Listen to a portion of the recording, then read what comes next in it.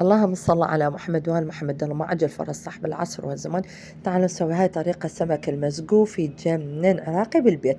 طبعا مو تروحون تشوه من البيت، يعني أنا بالبيت شويته، استغليت الكهرباء فخليت نصف طماطم وخليت على الوجه هيجي، عصرت مسحت السمك كله بالطماطم، دخلت الفرن بعدين نصف السواء يعني نصف الشوي، اضفت ملح وليمن دوزي دبس الرمان، ترسه دبس الرمان طلع يتجنن، افتح براحته بالفرن يعني يصير.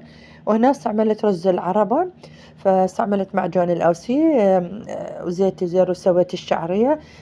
خسلت طلع نثر الرز، شوفوا يتجنن، وضفت الشعرية والملح كاري وملح. وهنا ثوب سيدي مولاي أبا عبد الله، أول خميس من هاي السنة لازم أسوي معنا فلاونزا، قلت لازم أنزل أوزعه، فاستعملت ضفت حليب المحمود، ضفت الكاستر وضفت السكر وضفت مي الورد مثل مال المواكب يتجنن.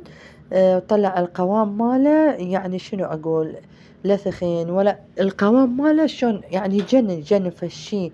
وزعته للناس وكلش عجبهم. مشاهدة ممتعة، تحياتي لكم، حياتي، باي.